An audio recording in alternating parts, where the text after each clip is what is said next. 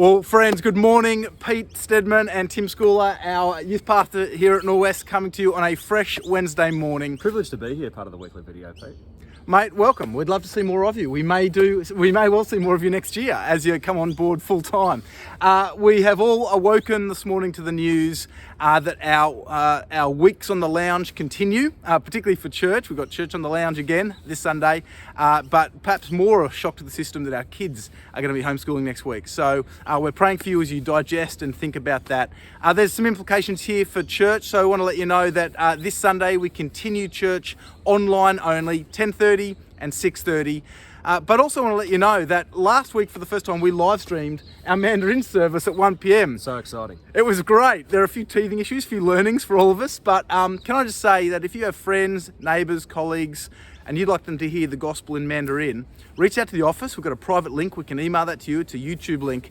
You can pass that on and people can tune in for that service as well. So that's 3 live streams this Sunday. Anytime I hear anything about anyone from the Mandarin service, they are so excited. They're just so wrapped at what God is doing in that service. And it's just such a wonderful thing to be able to see that community flourishing and growing, and such a privilege. It's one of the most exciting things happening at Norwest at the moment, and yet it's unseen by so many of us. So we want to keep bringing you these great things that are happening there, because really we've got people walking in, well, before COVID, maybe now digitally walking in, who haven't heard the gospel, want to say, who's this Jesus? How do I find out more? Good. And a chance to hear about him in their heart language. Absolutely. So it's unreal. Now, Tim, you're preaching this Sunday. We're in a series called Pray Like This. We're slowing down to look at the Lord's Prayer. Really helpful to be thinking about prayer at a time like this. And Tim, this week, you're looking at a section where it says, where Jesus teaches us to pray to our Father, give us this day our daily bread. Daily bread? We don't really think we need daily bread. We've got everything. So what do you think about this? I think that's a real challenge for us, because when was the last time that you felt like you needed to pray to God for your daily bread? Surely that's something that we just have in a society like ours, and we do. So what are the needs that we're praying for, and why does Jesus tell us that we ought to pray for our daily needs? That's what we'll be looking at this Sunday, and there's great spiritual health that comes from a regular habit of praying to God to provide for our needs, because He is the one who does provide. And if we think that we're the ones who provide, that's when we're in real trouble. Oh, wow. It's going to be encouraging, really helpful, and really poignant for a time such as this. Tim, youth and kids kick off next week. We're now in lockdown next week, so there's obviously going to be some implications for youth and kids ministry. What are they? No idea.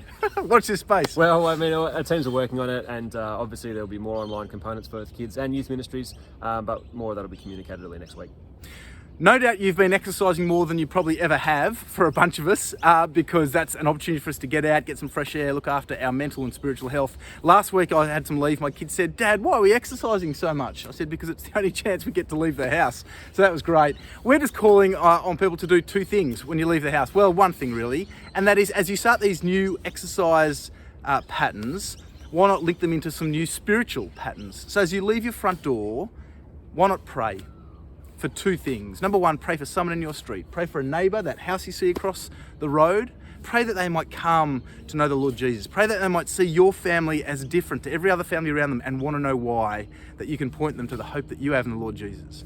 But then pray for someone you know and love at Norwest, maybe in your community group, maybe someone you serve with, maybe someone you see across the room, or a member of the leadership team. Pray for someone at church. Bring them before the Lord. Pray. So a prayer for someone outside the body, outside, and a prayer for someone inside the body. Inside and outside, yeah. Pete Stedman says, pray like this. Pray like this. But listen to Jesus more than me. So make sure you tune in this Sunday. We look forward to seeing you then. Online only, 10:30, 6:30, 1 p.m. for Mandarin. God bless you all. See you then.